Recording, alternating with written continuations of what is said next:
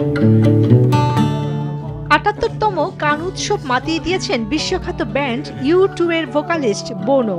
তাকে নিয়ে নির্মিত তথ্যচিত্র বোনো স্টোরিজ অব দ্য সারেন্ডার তার আত্মজীবনের উপর ভিত্তি করে নির্মিত।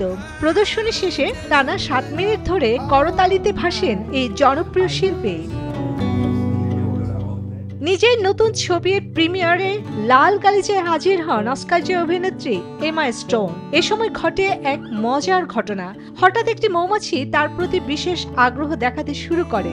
বারবার তার আশেপাশে ঘোরাফেরা করতে থাকে মৌমাছিটি। রেড কার্পেটে আলোকচিত্রীদের ক্যামেরার সামনে দাঁড়াতেই বাধে এক মজার বিপত্তি। এদিকে দীর্ঘ ১৪ বছর পর কান চলচ্চিত্র উৎসবে প্রত্যাবর্তন ঘটেছে হলিউড তারকা অ্যাঞ্জেলিনা জোলির। তার আগমনে মুহূর্তে ঝলসে ওঠে ফ্ল্যাশ লাইটের আলো। ভৌতিক সিনেমা এডিংটনের প্রিমিয়ারে উপস্থিত হয়েছিলেন এই লাস্যময়ী নায়িকা। ২০ মে কান চলচ্চিত্র উৎসবে প্রিমিয়ার হলো জুলিয়া ডুকোনাউ পরিচালিত নতুন চলচ্চিত্র আলফা। ডুকোনাউ ২০২১ সালে টাইটান ছবির জন্য পাম ডিয়ার জিতে নেন। কানের ইতিহাসে দ্বিতীয় নারী নির্মাতা হিসেবে এই সর্বোচ্চ সম্মাননা অর্জন করেন তিনি।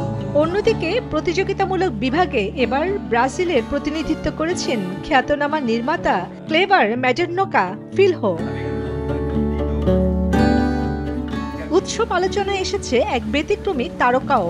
মাত্র ৩ বছর বয়সী এক সাদা পোমেরানিয়ান কুকুর নাম স্টার অব দ্য কানস হন। প্রতিদিন লা ক্রোসেত এলাকায় হাঁটতে বেরিয়ে দর্শকদের দৃষ্টি কাটছে তুলতুলে এই প্রাণীটি।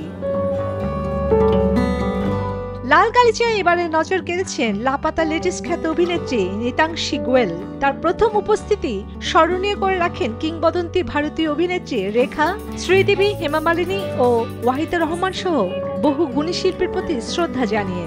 কান চলচ্চিত্র উৎসবে সৌন্দর্য ছড়ালেন জ্যাকলিনও।